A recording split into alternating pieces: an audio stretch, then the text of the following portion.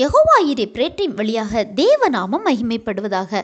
பிரியமானவர்களே, நாம் ஆண்டவரை நோக்கி ஜெபிக்கும் போது நிறைய ஜெப குறிப்புகளை முன்வைக்கிறோம்.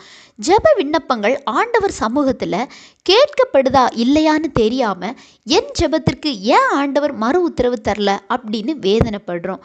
நமது ஜெபமானது உள்ளான உணர்வுபூர்வமானதாய் காணப்பட வேண்டும்.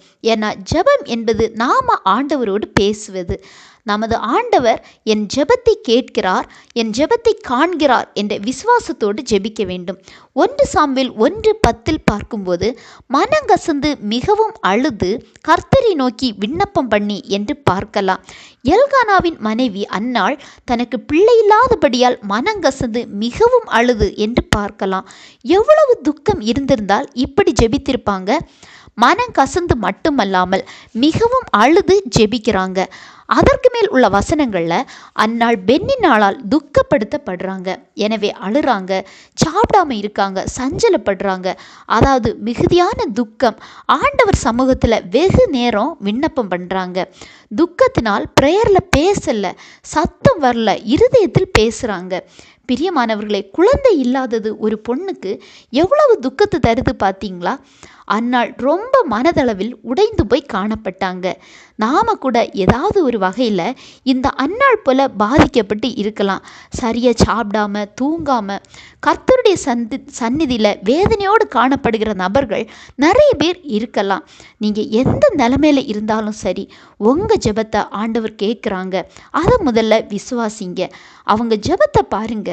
முதலாவது மனங்கசந்து மிகவும் அழுது விண்ணப்பம் பண்ணுறாங்க. அதாவது கண்ணீரின் ஜெபத்தை ஏறெடுக்கிறாங்க. 2வது பொருத்தனை பண்ணுறாங்க. ஆண்டவர் ஆண் பிள்ளை தந்தால் அவனை ஆண்டவருக்கு தருவேன்னு சொல்கிறாங்க. என்ன ஒரு விசுவாசம் பாருங்க! கண்டிப்பாக ஆண்டவர் தருவாங்க அப்படின்னு விசுவாசிக்கிறாங்க. 3வதாக வெகு நேரம் ஆண்டவர் சமூகத்தில் இருக்கிறாங்க. முழு இருதயத்தின் பாரங்களையும் கர்த்தருடைய சந்நிதியில் ஊற்றி விட்டதா சொல்கிறாங்க. எந்த மனிதனிடத்திலும் போகல, எந்த மனிதனிடத்திலும் தனக்கு ஆறுதல் வேணும்னு போய் பேசலை. இவற்றிற்கு பின்பு வீட்டிற்கு போய் சாப்பிட்றாங்க. அப்புறம் துக்க முகமாக இருக்கவில்லைன்னு பார்க்கலாம். ஒரு தாயின் ஜெபம் எவ்வளவு கரெக்டாக இருக்குன்னு பார்த்தீங்களா? அந்த ஜெபம் கேட்கப்பட்ட போது ஆண்டவர் அவங்களுக்கு பிள்ளை கொடுத்த போது அந்த பொருத்தனையை நிறைவேற்றினாங்க.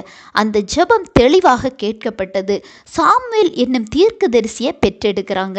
பிரியமானவர்களை, உங்கள் ஜெபம் இப்படி உணர்வுபூர்வமாய் காணப்படுகிறதா?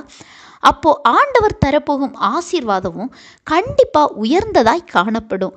உங்கள் ஜெபம் ஆண்டவருடைய சமூகத்தில் கேட்கப்படும் போது அன்னாள் என்னும் தாயின் ஜெபத்தை போல உணர்வுபூர்வமாய் நீங்கள் ஜெபிக்கும்போது உங்கள் ஆசீர்வாதத்தை நீங்கள் பெற்றுக்கொள்வீங்க.